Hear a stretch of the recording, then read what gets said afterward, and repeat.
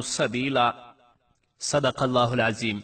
قدرمنو اوریدونکو، قرآن څه وایي؟ د خپرونې مینوالو السلام علیکم ورحمت الله وبرکاته. ستاسو روغتیا او خوشحالي د پاک رب نه غواړم، په دې هیله چې د صحت او عافیت جامې پر تن ولرئ او خوشحالي مو په برخه وي. دا دی زه محمد یاسین فهیم قرآن څه وایي خپرونه پیلوم. په دې آیت کې الله رب العزت د اهل کتابو بل قسم قبائح ذکر کوي.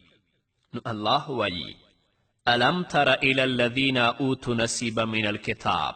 آیا نه ګورې هغو کسانو ته چې ورکړې شوې ده هغو ته یوه برخه د کتاب نه؟ دا هغه خلق دي چې په 440 آیت کې الله رب العزت د هغو ذکر وکړه. یا د هغوی نه علاوه نور کسان دي؟ مفسرین لیکي چې د مدینې اهل کتابو نه څه کسان مکې مکرمې ته راغلل. نو د مکې مکرمې مشرکانو سره د نبی کریم صلی الله علیه وسلم په مخالفت کولو کې تعهد وکړه. بیا د مکې مشرکانو دغه اهل کتابو نه پوښتنه وکړه چې موږ د حاجیانو دپاره اوښان حلالوو، په هغوی باندې پیس کو او د بیت الله تعمیر کوو، توافونه کوو، د خپلو مشرانو په دین باندې یو او محمد صلی الله علیه وسلم د مشرانو دین پرېښودلی او موږ سره یې خپلولي پرې کړې ده او زوړ دین نه جدا شوی نوی دین یې راوړی دی. نو په موږ دواړو کې کوم یو په صحیح هدایت باندې یو؟ نو هغه اهل کتاب چې مکې مکرمې ته تللي ول هغوی مشرکینو ته وویل چې تاسو پوره هدایت والا یاستئ او محمد رسول الله صلی الله علیه وسلم لار ورکه کړې. العیاذ بالله. او په بل روایت کې دا هم راغلی چې دغه اهل کتابو چې د مدینې منورې نه مکې مکرمې ته تلي و بتانو ته سجده هم وکړه. نو دا آیت د هغوی په باره کې نازل شه: الم تر الی الذین. آیا نه ګورې هغه کسانو ته اوتو نصیبا من الکتاب چې ورکړې شوې د هغو ته یوه برخه د کتاب نه، یؤمنون بالجبت والطاغوت.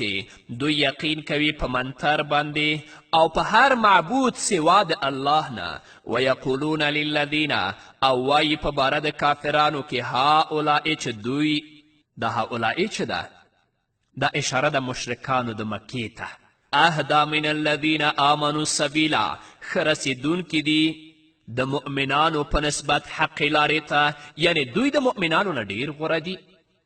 یؤمنون بالجبت والطاغوت. د لغت علماو لیکلی دي چې جبت په اصل کې جبس و په سین سره، نو سین یې په تا باندې بدل کړی، او جبس هر هغه رزیل او بخیره سیس ته ویل کیږي چې په هغه کې څه ګټه نه وي. او د تاغوت لغوي معنا په سورت بقره کې تیره شوې او د دې په مصداقاتو کې ډیر اقوال دي. اول قول د حضرت عکرمه دی. هغه وایي چې جبت و تاغوت دا د مکې د مشرکانو دوه بوتان ول چې یو جبت نومېده او بل تاغوت نومېده. دویم قول د حضرت عبدالله ابن عباس رضی الله تعالی عنهما دی. هغه وایي چې جبت حیی بن اخطب دی او تاغوت کعب بن اشرف او دا دواړه د یهودیانو غټ ملایان ول. دریم قول د مجاهد او د امام شعبی رحمه الله دی. هغوی وایي چې جبت ساحر او منتر دی او تاغوت شیطان دی. څلورم قول د حضرت عمر رضی الله تعالی عنه دی. هغه وایي چې جبت ساحر دی او تاغوت شیطان دی. پنځم قول د حضرت سعید بن جبیر رضی الله تعالی عنه قول دی. هغه وایي چې جبت ساحر دی او تاغوت کاهن دی، او د دې په عکس باندې هم قول شته چې جبت کاهن او تاغوت ساحر دی. شپږم قول د حضرت قتاده دی. هغه وایي چې جبت شیطان او تاغوت کاهن دی.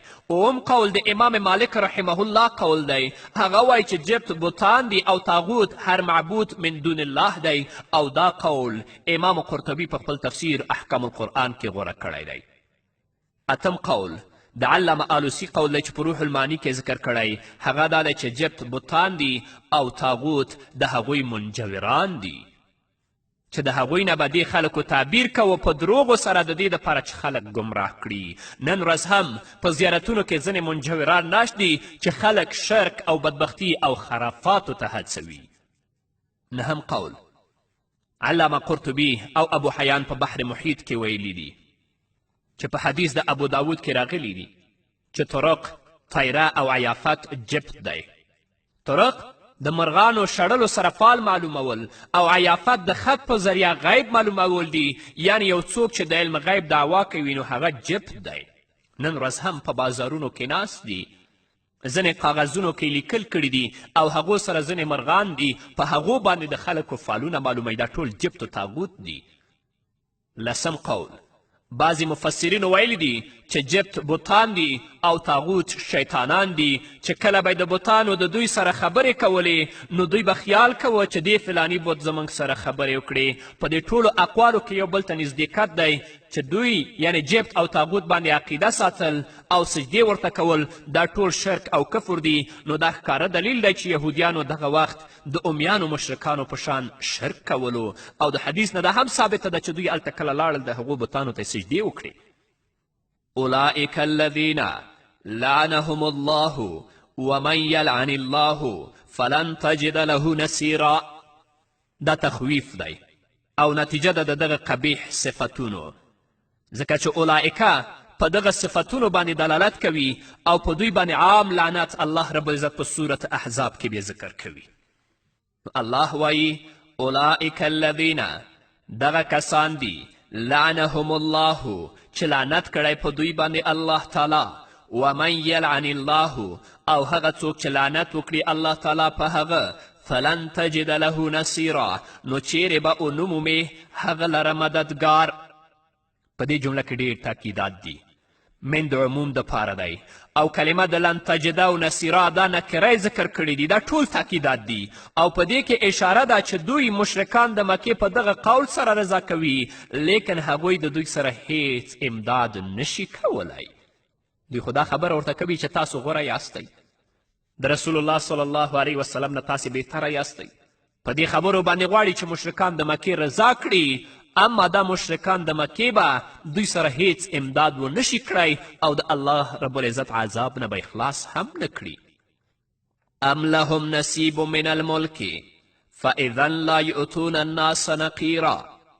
په دې کې بل قبیح صفت ذکر کوي او ام په معنا د بل دی او دې ته بل منقطعه وایي.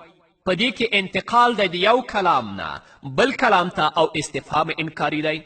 دا د عامو نحویانو قول دی او ابن قتیبه ویلی دي چې ام په خپله د ابتدا د استفهام دپاره راځي او په دې جمله کې رد دی په قول د یهودیانو باندې چې دوی به خپلو مقتدیانو ته تسلي ورکوله چې نږدې ده چې پادشاهي به زموږ لاس ته راشي. نو مراد د ملک نه دنیوي پادشاهي ده، یا دوی به دعوه کوله چې د الله تعالی د خزانو اختیارات موږ له راکړ شوی دی، یا د ملک نه مراد نبوت دی. نو معلومه شو چې دوی دپاره هیڅ قسم ملک نشته او که یې دوی په هغه کې بخل کوي. نو الله وایي ام لهم نصیب من الملک، آیا شته دوی لره برخه د پادشاهي نه، فاذا لا یؤتون الناس نقیرا نو دغه وخت کوي د دوی برخه ور به نه کړي خلکو ته په قدر د داغ د هډوکي د خرما او د کجورې، چاته به هیڅ هم ورنه کړي. فاذا لا یؤتون الناس، ناس نه مراد عام خلق دي، یا ترېنه مراد صحابه کرام او تابعداران د رسول الله صلی الله علیه وسلم دي. اوس هم هغه خلک چې د یهودیت په طریقه باندې چلیږي په هغو کې دا صفت د بخل شته دی. صاحب اللباب لیکلی دي چې الله رب العزت د دوی بخل د دوی د ملک د حصول نه مانع ګرځولی دی. نو دا دلیل دی چې بخل او ملک دواړه نه جمع کیږي، ځکه چې انقیاد او تابعداري د بل شخص په سبب د احسان د هغه سره حاصلیږي. لکه چې ویل شوي دي بالبر یستعبد الحر، په احسان سره آزاد سړی مری ګرځي. نو هر کله چې د چا سره مالی احسان نه کیږي نو هغه انقیاد نه کوي. او بیا ملک درې قسمه دی، یو ملک ظاهري دا د بادشاهانو دپاره دی، بل ملک باطني دا د علماو دپاره دی، او بل ملک ظاهري او باطني دواړه دا د انبیا علیهم الصلاة والسلام دپاره دی. د دې وجې نه په انبیا علیهم الصلاة والسلام کې صفات د سخاوت او شفقت په طریقه د کمال سره موجود ول، او په خاتم النبیین صلی الله علیه وسلم کې خو دا صفات اکمله طریقې سره موجود ول.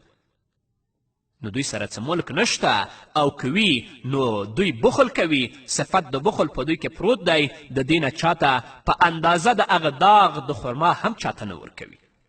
نو دا ټول د دوی هغه قبایح دي چې الله رب العزت یې موږ ته بیانوي. ام يحسدون الناس على ما آتاهم الله من فضله فقد آتينا آل إبراهيم الكتاب والحکمة وآتیناهم ملکا عظیما. په دې آیت کې الله رب العزت د دوی بل قبیحه صفت ذکر کوي. د ام لفظ دلته د انتقال لپاره دی د یو صفت قبیحه نه چې بخل دی بل ډیر قبیح صفت ته چې هغه حسد دی. حسد ځکه ډیر بد دی چې په هغې کې تمنا د زوال د نعمت د الله تعالی ده د بل چا نه. ځکه الله وایي ام یحسدون الناس، آیا حسد کوي دوی خلکو سره ایمان والاو سره علی ما آتاهم الله من فضله په هغه څه کې چې ورکړي وي الله تعالی د فضل خپل نه. فقد آتینا، پس یقینا ورکړی دی موږ آل ابراهیم اولاد د ابراهیم علیه السلام ته الکتاب کتابونه والحکمت او پیغمبري و آتیناهم ملکا عظیما او ورکړی ده موږ هغوی ته پادشاهي لویه. ام یحسدون الناس علی ما آتاهم الله من فضله. دلته علامه قرطبي په خپل تفسیر کې د حسد بعضې قباحات ذکر کړي دي. د هغې نه بعضې دا دي چې حسد مضموم دی صاحب مغموم دی. څوک چې حاسد وي هغه به تل لپاره مغموم وي، په غم به ککړ وي. او بل دا چې حسد نیک اعمال داسې خوري لکه چې اور وچ خاشاک او وچ لرګي خوري. تاسو اور ته وچ لرګي واچوئ نو هغه ټول به وسیزي. نو څوک هم چې د چا سره حسد کوي الله رب العزت به د هغه ټول نیک اعمال داسې ختموي لکه څنګه چې اور وچ لرګي ختموي. او حسن بصري ویلی دي چې ما نه دی لیدلی ظالم چې زیات قدرمنو اوریدونکو بیا هم زموږ سلامونه او نیکي هیلې ومنئ. فقد آتینا آل ابراهیم الکتاب والحکمه. فا فصیحې تعلیلیه ده، دا دلالت کوي په شرط محذوف باندې، یعنی که چیرې دوی حسد کوي نو ډیر په خطایي کې دي. ځکه آل ابراهیم کې موسی، داود، عیسی او نور انبیا علیهم الصلاة والسلام د بني اسرائیلو ټول داخل دي چې هغوی لره الله رب العزت تورات، زبور او انجیل او نور صحیفې ورکړي دي. او حکمت نه مراد نبوت دی یا علم دی د اسرارو د کتاب د الله تعالی چې هغې ته احادیث ویل کیږي.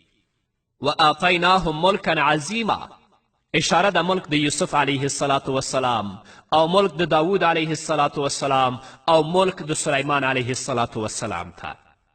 همدارنګه الله رب العزت دوی لره ډیرې بیبیانې حلالې کړي دي.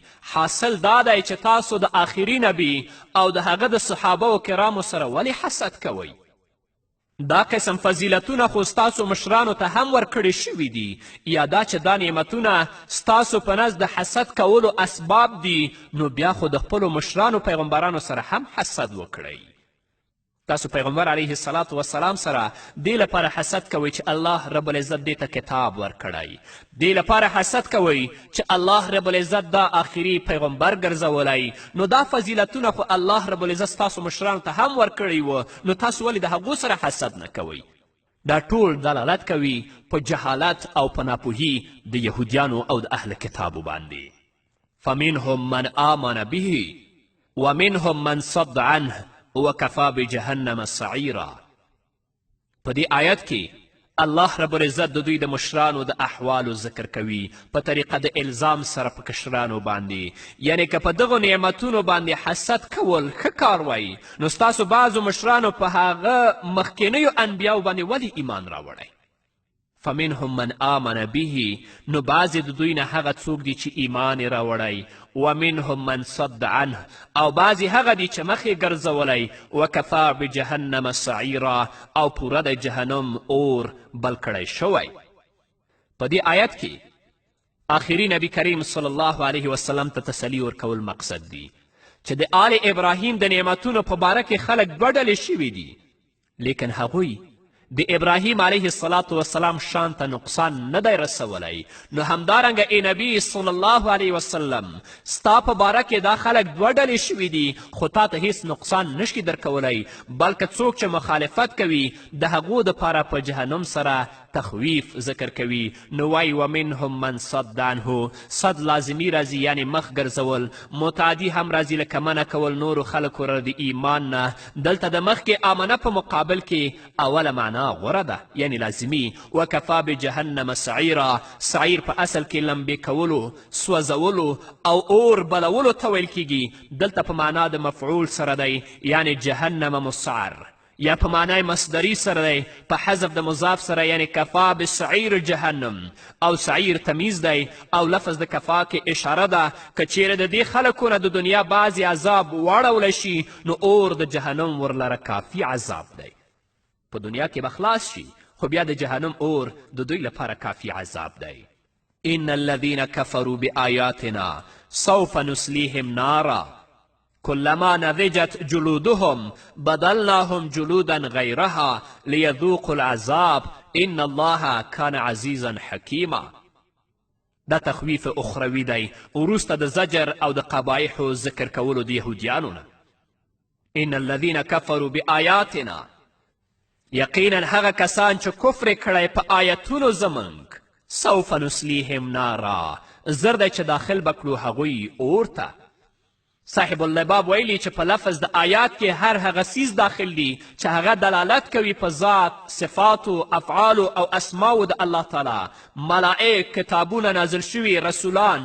او کفر عام دی که په طریقه د انکار سره وي یا په نظر او فکر نه کولو سره وي یا په شکونو او شبهاتو اچولو سره وي او انکار که په طریقه د حسد او عناد سره وي نو که چا د الله د ذات نه انکار وکه که د الله د صفاتو نه انکار وکه همدارنګه له ملائکو نه انکار وکه د کتابونو نه انکار وکه د رسولانو نه انکار وکه نو الله وایي سوف نسلیهم نارا زر دی چې هغه به داخل کړو موږ اور ته صوبی ویلي چې سوفه د تهدید او تخویف دپاره ذکر کیږي او حرف سین کله کله د هغې نه نائب وي لکه سأصلیه سقر یعنی په دې کې د نږدېوالي او لرېوالي فرق ملحوظ نه وي همدارنګه دا دواړه کلمات په وعد او ثواب کې هم استعمالیږي لکه ولسوف یعطیک ربک فترضی سأستغفر لك ربي إنه كان بي حفیا قال سوف أستغفر لكم ربي إنه هو الغفور الرحیم په دې کې معنا د نږدېوالي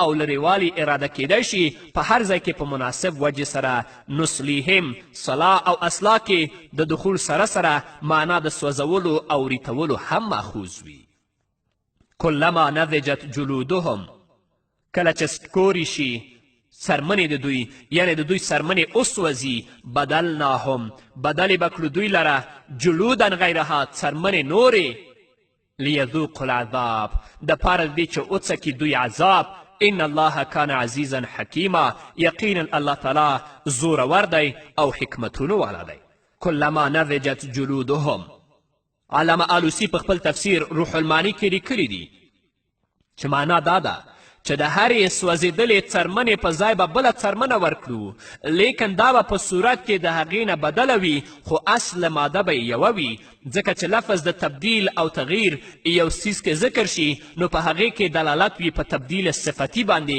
او ماده من وجهه باقي وي که څوک دلته سوال وکړي چې الله رب العزت خو قادر دی په همیشه عذاب ورکولو باندې بغیر د بدلولو د څرمنو نه نو په دې کې څه حکمت دی چې د هغو یو پوستکی او یوه څرمنه وسوځېږي الله هغه بدله کړي او دوی ته بله نوې څرمن ور واغوندي زموږ مفسرینو د دې نه څو جوابونه کړي دي اول دا په دې کې اشاره ده بل قسم د قدرت د الله ته دا هم د الله یو قدرت دی چې هغه څرمنه وسوځي الله هغه ترې لرې کړي بله څرمن ور واغوندي دویم جواب دا دی سرمن چې وسوځي او بله د هغې په ځای راښکاره شي نو هغه نری او تنکی وي د هغې سوزش زر او ډیر محسوسیږي دا د دې لپاره الله کوي چې هغوی ډیر زیات عذاب وڅکي لکه څنګه چې په دنیا کې د الله د اوامرو نه زیاته سرکشي کړې نو الله هم هغوی ته په آخرت کې داسې عذاب ورکوي که بیا څوک سوال وکړي چې دا نوې څرمن چې الله ور اغوندي دغې نوې څرمن خو څه ګناه نه ده کړې نو دا ولې سوځي ګناه خو زړې څرمنې کړې زموږ مفسرینو دې نه دوه جوابه کړي دي اول جواب دا چې مخکې موږ دا ویلې چې اصل څرمن خو باقي پاتې ده لیکن صرف صفات او صورت بدل شوی دویم جواب دا دی چې مستحق د عذاب هغه بدن د انسان دی چې په څرمن کې دننه پروت دی او څرمن خو صرف د عذاب د رسیدلو سبب او ذریعه ده. د دې وجې نه لیذوقو العذاب جمله ویلې ده او مراد ترېنه اهل د جلود دي. که جلود مراد وی نو له تذوق ویل بیا پکارول او دا قول فرای بغوي او همدارنګه امام الرازي او نورو مفسرینو ذکر کړی او دای غوره ګڼلی. لیذوق العذاب د ذوق نه مراد صرف سکل په اول ځل نه دی بلکې دوام د ذوق مراد دی او په لفظ د ذوق کې اشاره ده چې په دې عذاب کې سره د سختوالي نه تریخوالی هم شته او هغه د مذوقاتو نه دی. ان الله کان عزیزا حکیما دا د ما قبل دپاره علت دی یعنی په داسې طریقې سره په عذاب ورکولو باندې قادر او غالب ذات الله دی او حکیمن د دفع د یو تعجب دپاره دی یعنی که څوک د الله د صفت کریم او رحیم نه تعجب وکړي چې کمزوري بنده لره ولې داسې عذاب ورکوي نو جواب وشو چې سره د رحم او کرم نه حکیم هم دی نو هغه کار کوي چې په هغه کې حکمت وي او اعتراض ورباندې نشي کېدلی. والذین آمنوا وعملوا الصالحات سندخلهم جنات تجري من تحتها الأنهار خالدين فيها أبدا لهم فيها أزواج مطهرة وندخلهم ظلا ظليلا. په دې آیت کې ایمان والاو ته بشارت اخروي دی او هر کله چې مقصود بشارت کامله دی نو د هغې دپاره د ایمان سره د عمل صالح ذکر کړی شوی. وعملوا الصالحات ځکه الله وی والذین آمنو او هغه کسان چې ایمان راوړی وعملوا الصالحات او عمل کړی په طریقه د نبی کریم صلی الله علیه وسلم یعنی نیک عملونه کړي سندخلهم زر دی داخل به کړو موږ دوی جنات جنتونو ته تجری چې بهیږي به من تحتها الانهار لاندې د هغې نه ولي. سندخلهم حرف سینې د تاکید د نزدیکیت د جنت دپاره ذکر کړی. خالدین فیها ابدا همیشه به وي په هغې کې همیشه لفظ د تابید یعنی ابدا د تاکید د خلود دپاره دی. د دې وجې نه ذکر کړی چې څوک د خلود نه مکس طویل یعنی ډیره زمانه مراد نه کړي او صاحب اللباب لیکلي چې دا رد دی په جهمیو باندې چې هغوی وایي چې جنت او د هغه نعمتونه همیشه نه دي. لهم فیا ازواج دوی دپاره په هغه کې بیبیانې دي مطهرتون پاکې وندخلهم ظلا ذلیلا او داخل به کړو دوی سوري همیشه ته. مفسرینو لیکلي چې ذلیل هغه سوري ته ویل کیږي چې د لمر رڼا هغه نشي ختمولی او په هغې کې یخني او ګرمي څه تکلیف نه ورکوي او داسې سوری د جنت د خصوصیاتو نه دی. همدارنګه ذلیل دلالت کوي په دوام د سوري باندې. که څوک سوال وکړي چې په دنیا کې په کم ځای کې دایمي سوری وي نو د هغه ځای هوا فاسده وي همدارنګه چې په جنت کې لمر نشته نو سوری هم نشته نو د سوري څه فایده ده. د دې په جواب کې امام فخر الدین الرازي په تفسیر کبیر کې لیکلی دي چې هر کله اکثر ښارونه د حجاز او د عربو ګرم دي او سوری د هغوی په نزد لوی سبب د راحت دی د دې وجې نه سوری کنایه ده د همیش راحت نه. دویم جواب دا دی چې د جنت نعمتونه په دنیا باندې نشي قیاس کیدی نو الله تعالی قادر دی چې په جنت کې بغیر د لمر نه سوری پیدا کړي او په هغه کې ناشنا نعمتونه او راحتونه کیږدي. الله تعالی دې موږ د دې بشارت اهل وګرځوي. نور به واورو خو د یوې دمې نه وروسته. قدرمنو اوریدونکو بیا هم زموږ سلامونه او نیکې هیلې ومنئ. ان الله یأمرکم ان تؤدوا الامانات الى اهلها وإذا حكمتم بين الناس أن تحكموا بالعدل إن الله نعم ما يعظكم به إن الله كان سميعا بصيرا. د دې آیت نه د صورت دویمه حصه شروع کیږي چې هغه تر 115 آیته پورې ده. په دې حصه کې هغه امور سیاسیه ذکر کوي چې هغه د تحکیم د عدل او د نظام د فوج سره تعلق لري او دغه امور 9 دي او په دې حصه د صورت کې 3 بابونه دي. اول باب تر 80 آیته پورې دی. په دې باب کې اول امر سیاسی ذکر کوي چې هغه امانتونه او ذمهداري سپارل دي هغو کسانو ته چې د هغې اهل وي او حکم کول دي په عدل باندې یعنی کتاب الله او سنت رسول الله صلی الله علیه وسلم باندې. دا په 58 آیت کې او ورپسې واجب کول د اطاعت د الله او د رسول الله صلی الله علیه وسلم او د عمراو دي دا په 59 آیت کې. بیا زجرونه دي منافقانو ته په ذکر د 5 قباحتونو د هغوی سره او دغه قباحات د مخکې سره متعلق دي. بیا ترغیبات دي اتباع د رسول الله صلی الله علیه وسلم ته په مختلفو وجوهو سره. اوله وجه دا چې مقصد د رسالت اطاعت د هغه دی چې هغه سبب د مغفرت دی، لکه څنګه چې د الله په 4 آیت کې ذکر کوي. دویمه وجه ایمان نه حاصلیږي بغیر د تحکیم د رسول الله صلی الله علیه وسلم نه او رضا کېدل په فیصلو د هغه باندې د الله په 15 آیت کې ذکر کوي. دریمه وجه اطاعت د رسول اکرم صلی الله علیه وسلم سبب دی دپاره د حصول د 5 فضائلو. اول خیریات او مضبوطوالی په ایمان باندې چې دا الله په 18 آیت کې ذکر کوي. دویم اجر عظیم چې دا الله په 18 آیت کې ذکر کوي. هدایت د صراط مستقیم دریم چې دا الله په 9 آیت کې ذکر کوي. څلورم ملګرتیا په جنت کې د منعم علیهم سره چې هغوی 4 صفتونو والا دي. د دې نه وروسته دویم امر سیاسي الله ذکر کوي چې هغه نظام عسکري دی چې هغه د قتال آلات تیارول دي او قصد کول د قتال دی فی سبیل الله دپاره د الله په 1 آیت کې ذکر کوي. بیا زجر دی منافقانو ته چې هغوی مداهنت کوي په دغه حکم کې د الله په 2 او 3 آیت کې ذکر کوي. بیا دریم امر سیاسی چې نظام عسکري دی الله هغه ذکر کوي چې هغه د قتال فی سبیل الله دپاره د مخلصانو زاهدانو اشخاصو تیارول دي د الله په 4 آیت کې ذکر کوي. بیا د قتال اسباب ذکر کوي په 15 او 6 آیت کې. د دې آیت ربط مخکینی آیتونو سره زموږ مفسرینو په 3 طریقو سره بیان کړی. اول ربط علامه قرطبي او صاحب اللباب بیان کړی. هغوی وایي هر کله چې د اهل کتابو قباحت ذکر شو چې هغوی حق پټ کړی و په دې خبره کې چې هؤلاء اهدا من الذین آمنوا سبیلا او حسد یې کوه د نبی کریم صلی الله علیه وسلم او مؤمنانو سره او دا ټول د خیانت انواع دي. نو اوس دلته د عامو امانتونو په باره کې حکم کوي د هغې د ادا کولو د خیانت نه د بچ کېدلو. دویم ربط علامه ابو حیان په تفسیر بحر محیط کې بیان کړی. هغه وایي هر کله چې الله رب العزت د ایمان سره اعمال صالحه ذکر کړل د پاره د حصول د بشارت تامه، نو اوس تقسیم کوي د اعمال صالحه و 2 قسمونو ته. اول هغه چې د یو انسان او د بل چا په منځ کې وي او هغه ته امانات ویل کیږي. دویم قسم هغه یو انسان چې د نورو 2 انسانونو په منځ کې وي چې هغه ته فیصله په عدل سره ویل کیږي او دا دواړه قسمونه په دې آیت کې په ترغیب سره موجود دي.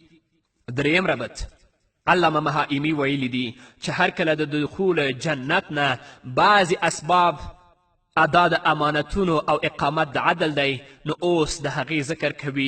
الله وی ان تؤدوا الامانات الى اهلها واذا حكمتم بين الناس ان تحكموا بالعدل ان الله نعم يعظكم به ان الله كان سميعا بصيرا. بیا وی یا ایها الذين آمنوا اطیعوا الله واطیعوا الرسول واولو الامر منكم فان تنازعتم في شيء فردوه الى الله والرسول ان كنتم تؤمنون بالله واليوم الآخر ذلك خير واحسن تأویلا.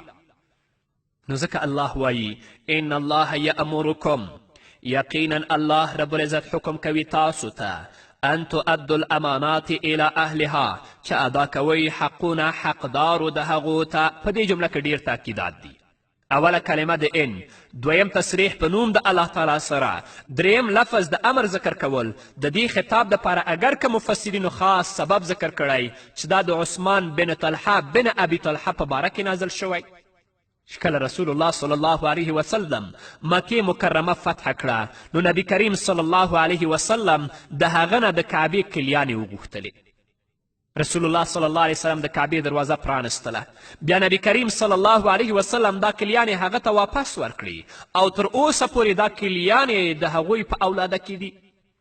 او په بعضې روایاتو کې دا ذکر دي چې په دغه وخت کې عثمان بن طلحه بن ابي طلحه کافر و، نو علی کرم الله وجهو ترېنه کلیانې په زور سره واخیستلې. نو بیا دا آیت نازل شو.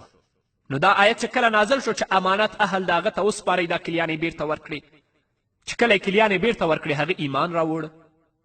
لیکن علامه ابن کثیر په خپل تفسیر کې لیکلي چې دغه عثمان بن طلحه د حدیبیې په وخت کې ایمان راوړی و. همدارنګه آلوسی په دغه روایت باندې په 3 طریقو سره رد کړی، اگر چې دا سبب د نزول خاص دی لیکن حکم په اتفاق د مفسرینو سره عام دی. او بل قول دا دی چې دا خطاب عام دی په اعتبار د نزول سره، او دریم قول دا دی چې دا خاص دی عمراو د مؤمنانو ته، لیکن اول قول اصح دی. ان تؤدوا الامانات الى اهلها.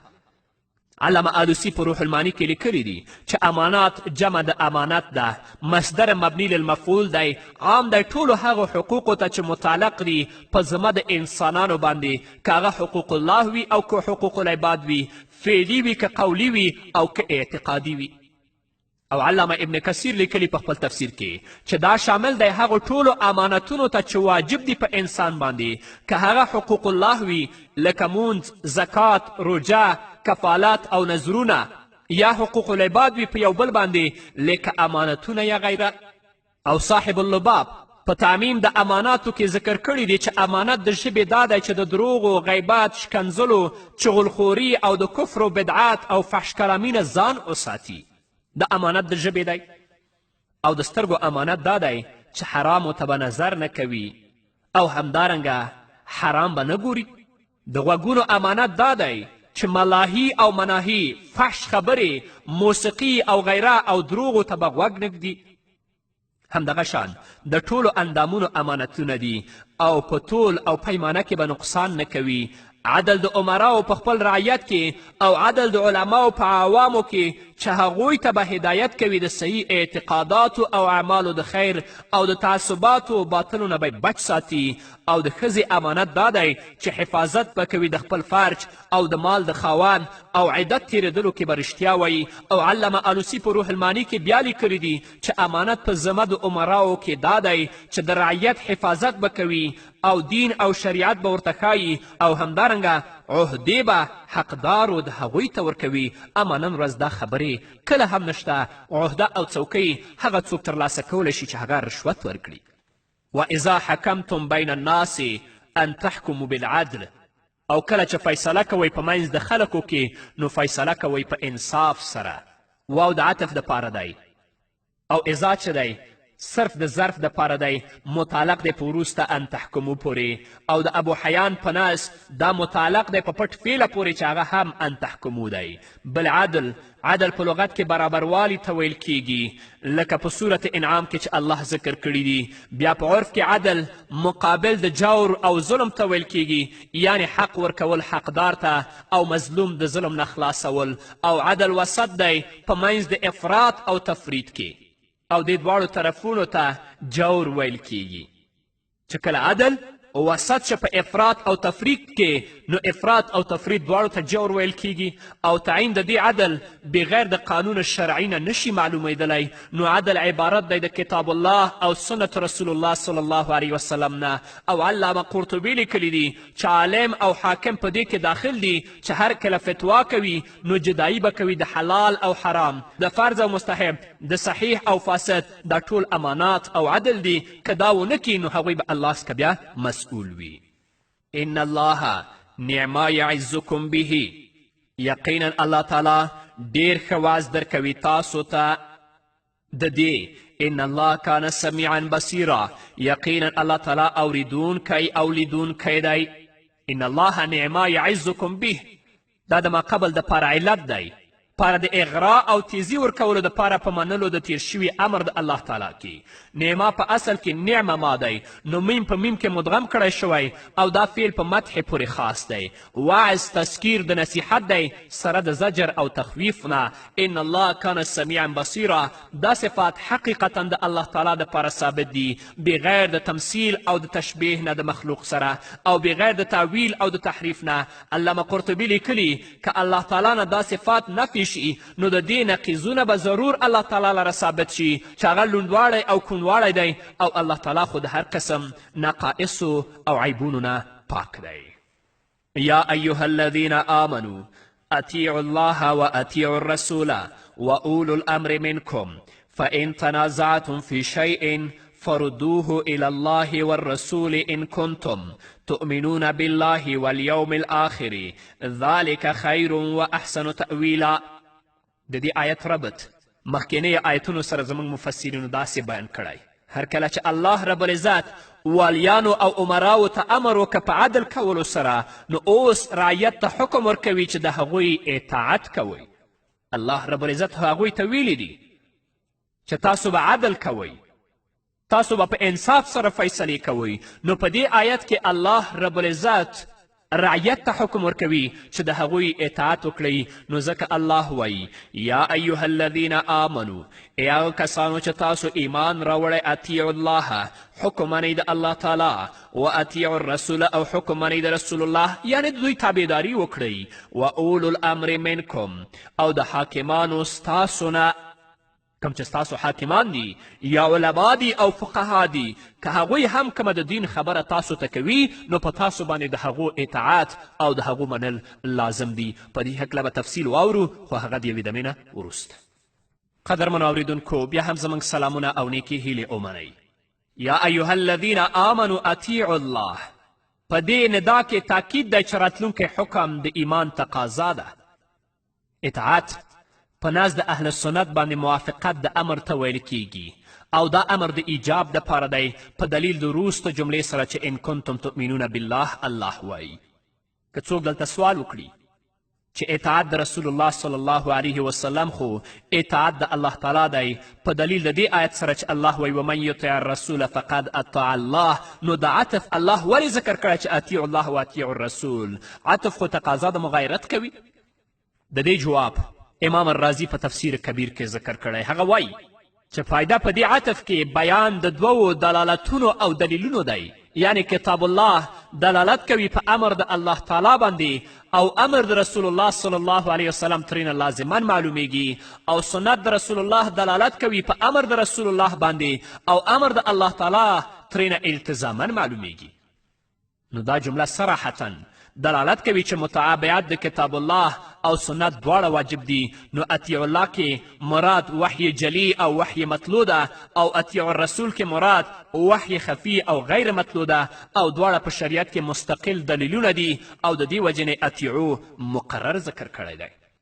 و اولو الامر منکم، په دې کې د صحابه او تابعینو نه دوه اقوال نقل دي. اول قول د حضرت عبدالله ابن عباس، د حضرت جابر، حسن بصری، زحاک او مجاهد رحمهم الله دی، او امر نه مراد علم د دین دی، یعنی کتاب او سنت سره د اطاعت د هغې نه. دویم قول د حضرت ابو هریره رضی الله تعالی عنه نه نقل دی چې د دې نه مراد عمرا او والیان دي، او د امر نه مراد اختیار د حکومت دی. او د حضرت علی کرم الله وجهه روایت دی چې حق دی په امام باندې چې هغه به حکم کوي په ما انزل الله سره، او هغه به امانت ادا کوي. نو هر کله چې هغه داسې کار کوي، نو په رعیت باندې حق دی چې هغوی به هم د هغه سمع او اطاعت کوي. او ځینې مفسرینو لیکلي چې د دواړو اقوالو کې کم تضاد نشته دی، ځکه چې په زمانه د سلف صالحینو کې به عمرا او والیان د کتاب او سنت عالمان ول، او د مؤمنانو د امیر په اطاعت کې ډیر احادیث وردي چې علامه ابن کثیر په خپل تفسیر کې، ابن جریر په خپل تفسیر کې، او صاحب اللباب په خپل تفسیر کې په تفصیل سره هغه ذکر کړي دي. که څوک دلته بیا سوال وکړي چې په دې کې ولې اطیعو نه دی ذکر کړی، اطیعوا الله و اطیعوا الرسول و اولو الامر منکم، دلته ولې اطیعو نه دی راوړی؟ زموږ مفسرینو دې نه جواب کړی هر کله چې د اولو الامر اطاعت مستقل او مطلق نه دی، بلکې د هغه اطاعت مقید دی په دې شرط چې د هغه قول او عمل به د اطاعت د الله او د رسول الله صلی الله علیه وسلم د لاندې وي. په دلیل د دې حدیث د بخاري او مسلم سره چې رسول الله فرمایي ما لم یؤمر بمعصیة فاذا امر بمعصیة فلا سمع ولا طاعه، تاسې به د امیر او د والي تابعداري کوئ تر څو چې هغه حکم په معصیت سره نه وي کړی، خو چې کله حکم په معصیت باندې کوه نو تاسو لپاره به سمع و طاعت نشته. همدارنګه په دلیل د وروسته جملې سره چې په وخت د تنازع کې کتاب و سنت ته رجوع کول واجب دي، همدارنګه لفظ د منکم صریح دلیل دی چې اولو الامر به کامل مؤمن او کامل مسلمان وي. کافر شخص خو امیر نشي کیدلی، او فاسق چې واجب العزل دی هغه هم امیر نشي کېدلی. ابن حجر په شرح د بخاري کې لیکلي چې په تکرار د اتیعو کې نکته دا ده چې هغه څیز چې موږ په هغې باندې مکلف یو قرآن او سنت دواړه دي، نو معنا دا ده چې اطاعت د الله تعالی کوئ چې په قرآن کې نازل کړی وي، او اطاعت د رسول الله صلی الله علیه وسلم کوئ چې د قرآن بیان یې په سنت سره کړی. او طیبي ویلی دي چې اتیع الرسول کې اشاره ده چې رسول په اطاعت کې مستقل دی، او د اولو الامر سره اتیعو نه دی ذکر کړی، نو اشاره ده چې اولو الامر کې داسې هم کیدی شي چې اطاعت واجب نه وي. فان تنازعتم کې هغې ته اشاره ده. نو ځکه الله وایي فإن تنازعتم في شيء فردوه إلى الله والرسول. نو که اختلاف وکړه تاسو په یو څیز کې فردوه نو وګرځوئ فیصله د هغې الی الله، الله ته قرآن ته رجوع کړئ، او رسول او رسول الله صلی الله علیه وسلم ته رجوع کړئ، احادیثو د هغه ته رجوع کړئ. ان کنتم تؤمنون بالله والیوم الاخر، که تاسو ایمان لرئ په الله تعالی او په ورځ د قیامت باندې، ذلک خیر و احسن تأویلا، دا کار غوره او ښایسته انجام والا دی. تنازع دا د نزع نه مشتق دی، راښکلو او رانیولو ته ویل کیږي. بیا په عرف کې د تنازع اطلاق په سخت اختلاف باندې کیږي، ځکه چې د سخت اختلاف په وخت کې هر یو جانب حق ځان طرف ته راکاږي. په دې خطاب کې صحیح قول دا دی چې دا عام دی، لکه چې ابن جریر ویلي چې معنا دا ده چې ای مؤمنانو ستاسو اختلاف راشي په کورنۍ کې یا د اولو الامر امیرانو او علماو سره، او ابن کثیر هم ویلی دي چې دا امر دی د الله تعالی د طرف نه چې هر هغه څیز چې خلک په هغې کې تنازع کوي، که هغه د دین اصول وي او که فروع وي، نو کتاب الله او سنت رسول الله ته دې رجوع وکړي. بیا یې ویلي دي چې ټول خصومات او جهالات د الله تعالی کتاب او سنت رسول الله صلی الله علیه وسلم ته راوړئ. بیا یې ویلي دي چې دا آیت دلیل دی چې څوک په محل د نزاع کې کتاب او سنت ته رجوع نه کوي، نو هغه مؤمن بالله او بالیوم الاخر نه دی. او علامه آلوسی ویلی دي چې خطاب په دې کې عام دی ټولو مؤمنانو ته، او شی خاص دی په امر د دین پورې، او معنا دا ده چې ستاسو تنازع راشي د اولو الامر سره په یو کار د دین کې. او علامه ابن عطیه په محرر وجیز کې ویلي چې معنا دا ده چې ستاسو تنازع راشي په کورنۍ کې یا د اولو الامر سره. او ابن عاشور ویلی دي چې دا خطاب عام دی ټولو مؤمنانو ته ما سوا د رسول نه، ځکه چې د رسول صلی الله علیه وسلم سره مؤمنان نزاع نشي کولی. د مؤمنانو چې په کورنۍ کې تنازع وي یا د اولو الامر سره وي یا د اولو الامر په کورنۍ کې تنازع وي یا د رعیت د خپل امیر سره تنازع وي یا د علماو په کورنۍ کې د دین په یو مسئله کې تنازع وي. همدارنګه لفظ د شی عام دی، ټولو اقسامو د تنازع ته شامل دی. په هر وخت کې به تاسو قرآن او د رسول الله صلی الله علیه وسلم سنتو ته مراجعه کوئ. که څوک سوال وکړي، بعضې مفسرین یو قول ذکر کړی چې دا خطاب خاص دی په رعیت پورې چې عمراو سره اختلاف راشي، او اختلاف د عوامو او د علماو ترمنځ ته نه دی شامل، ځکه چې مقلد د مجتهد سره تنازع نشي کولی. جواب زموږ مفسرینو ذکر کړی چې الفاظ د آیات او اقوال د محققینو مفسرینو صریح دلالت کوي چې خطاب عام دی، او هر چې مقلد دی نو په هغه باندې الله تعالی د مسئلې او دلیل تحقیق کول واجب کړي دي، په دلیل د دې آیت سره چې الله وایي فاسألوا اهل الذکر ان کنتم لا تعلمون. نو ځکه الله وایي فردوه الی الله والرسول. علامه قرطبي لیکلي چې وګرځوئ دا حکم کتاب الله ته یا رسول الله ته، چې د رسول الله نه پوښتنه وکړي په ژوند د هغه کې، او په نظر کولو سره په سنت د هغه کې وروسته د وفات د رسول الله صلی الله علیه وسلم نه. ان کنتم تؤمنون بالله والیوم الاخر، دا د تاکید او تهدید او زورونې دپاره دی. ذلك خیر و احسن تأویلا، ذلك اشاره ده من قبل اطاعت د الله تعالی او د رسول الله صلی الله علیه وسلم، او رد الی الله والرسول ته په وخت د تنازع د یو څیز کې خیر غوروالی په اعتبار د منافع دنیوي سره دی. او خیر کې معنی تفضیلي نه ده مراد، ځکه چې په تنازع کې هیڅ نفع نشته. و احسن تأویلا، تأویل په معنا د عاقبت او مال دی، لکه چې سدی ویلی، یا په معنا د جزا دی، لکه چې مجاهد ویلی او زجاج ویلی چې کتاب او سنت ته رجوع کول ښایسته ده ستاسو د تأویلاتو نه. نو د تأویل مطلب بیان د مراد د لفظ دی، لیکن چې ظاهر نه وي اگر چې حقیقت وي. او د تأویل معنی زموږ مفسرینو ډیر په تفصیل سره بیان کړي. اوس به راشو ترجمه به د سر نه تر پایه پورې واورو.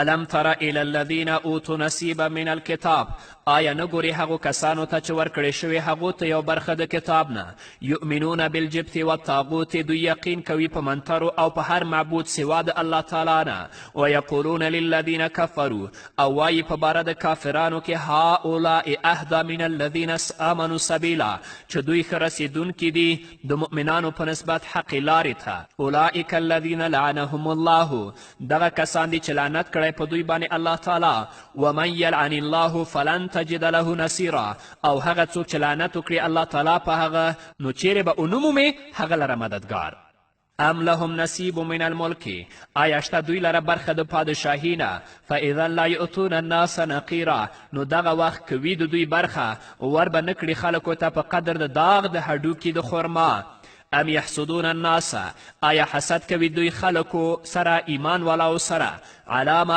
آتاهم الله من فضله په هغه څه کې چې ورکړي وي الله تعالی هغوی ته د فضل خپل نه فقد آتینا آل ابراهیم پس یقینا ورکړی دی موږ اولاد د ابراهیم علیه السلام ته الکتاب کتابونه والحکمت پیغمبري و آتیناهم ملکا عظیما او ورکړی ده موږ هغوی ته پادشاهي لویه فمنهم من آمن به نو بعضې د دوی نه هغه څوک دي چې ایمان یې راوړی ومنهم من صد عنه او بعضې هغه دي چې مخ یې ګرځولی وکفا بجهنم سعیرا او پوره د جهنم اور بل کړی شوی ان الذین کفروا بآیاتنا یقینا هغه کسان چې کفر کړی دی په آیتونو زموږ سوف نسلیهم نارا زر دی چې داخل به کړو هغوی اور ته کلما نضجت جلودهم کله چې اوسوځي ټکورې شي څرمنې د دوی بدلناهم بدل به کړو جلودا غیرها دوی لره څرمنې نورې لیذوقوا العذاب د پاره د دې چې وڅکي دوی عذاب ان الله کان عزیزا حکیما یقینا الله تعالی زورور دی او حکمتونو والا دی والذین آمنوا وعملوا الصالحات او هغه کسان چې ایمان راوړی او عمل کړی صالح په طریقه د نبی کریم صلی الله علیه وسلم سندخلهم جنات تجری من تحتها الانهار زر دی داخل بکړو موږ جنتونو ته چې بهیږي